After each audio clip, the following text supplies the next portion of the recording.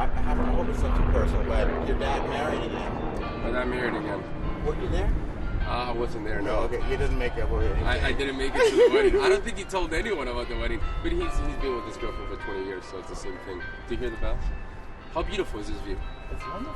You know what? I did the same thing here with Michael Bublé. Oh, you did? Okay. Yeah. I like Michael Bublé. Yeah, he's a very cool guy. Very nice. Very hardworking. Yeah, amazing. Yeah, I love his music. Almost like Cher. I'm sure he likes that comparison.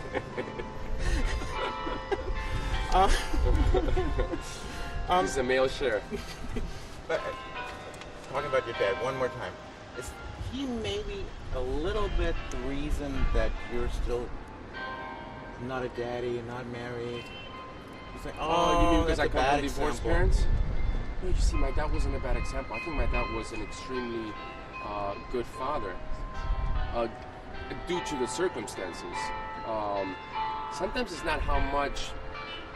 It doesn't come down to how many times a day or a week or a month you see your father. It's how he brings you up and who he surrounds you with.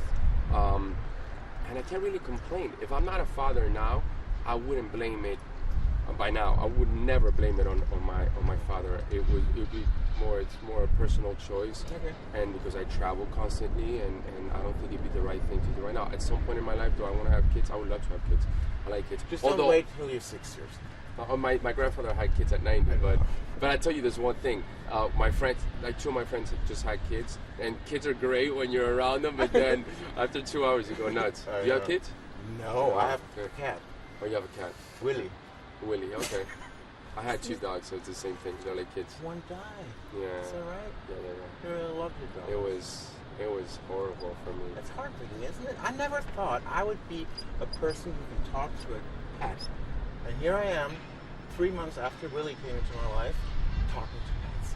And for me, my dog, for anybody that's a dog lover, I guess they understand, or an animal lover, how long have you been with your cat? 3 months? Have you had your cat? Oh, 3 months, sorry. Well, my dog was with me for 13 years, and he was the saddest when I left home, and he was the happiest when to see me when I came back home from touring. And he followed me everywhere. He was my first record company gave it to me when I won my first Grammy back in 1997. So it represented such an important time of my.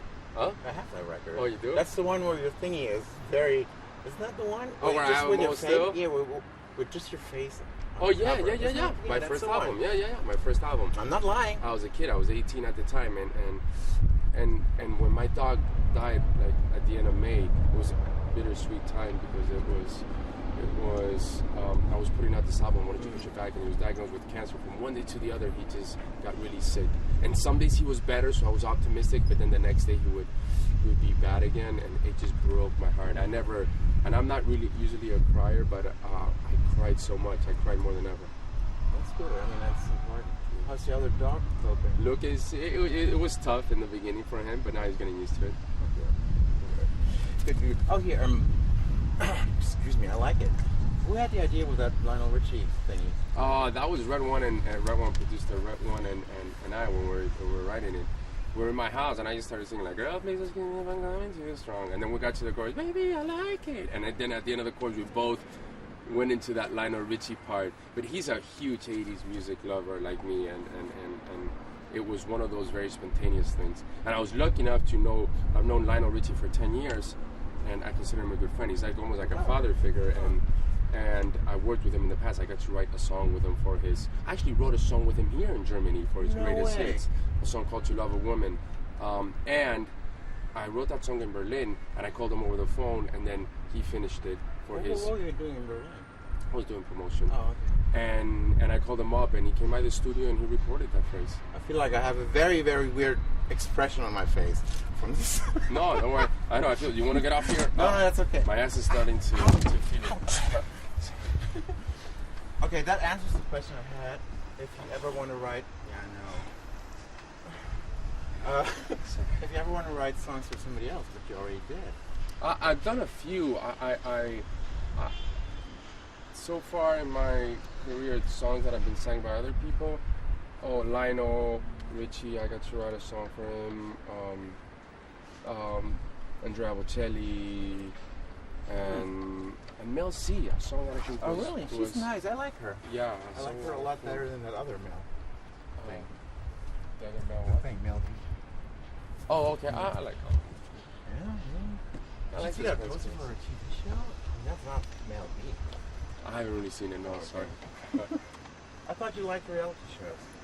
I mean, do you consider American Idol a reality show? Or not Sort of. It's a reality competition show. really? Yeah, well then, I'm not really into reality okay. shows. No. Do you watch Survivor or Amazing No, Race? I never watch. My favorite shows on TV would actually, I like Entourage. Okay. I like Modern Family. I love Modern Yeah, Family. how They're good so is Modern cool. Family? The funniest characters for me is the father of Al Bundy. and the gay couple is hilarious. Yeah, there's going to be a first gay kiss on the show. There like is? the first or second show in the new season. That is, for me, they're hilarious. I like this interview somehow. Okay, I have to ask you this. What's it like being the object of a lot of gay men's desire? Because you are. I am? Yes, and you know that. Look at me. I have a lot of gay friends. If you grow up in the music world, my gay friends are extremely creative and very, and they all have good taste. I always ask them for advice when it comes onto clothing, when it comes onto music, when it comes onto a lot of things, and it's funny because, for example, my album, half of it was produced by one of my best friends, which is a gay man, and he's like my brother, and I guess through him I learned a lot. I got to learn a lot about gay people, and he's a person that I love dearly, and he's very loyal, very talented, and very honest. Good. Very, very good. Very, very, very. I like you.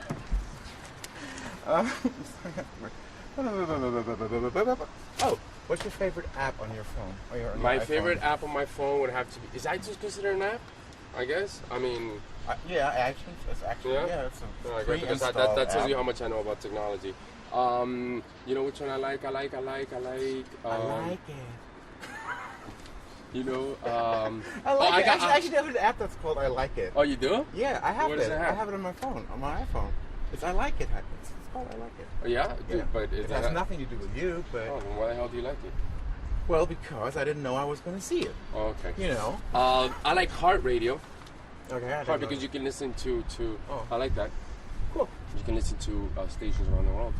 Yeah, that's cool. Technology has gotten us so No, far. I have an iPhone. I'm not too good at it, but whenever I want to find some information, that's what I use it for. I also have a BlackBerry, which I call it the Crackberry. Same thing happens here. What do you use more, your BlackBerry or your My iPhone? iPhone, actually, because the thingies are too small on the BlackBerry. Yeah, but for typing, for me, it's a lot easier, the BlackBerry. Really? Yes, Oh, for me, no. I have an easier Not time. at all.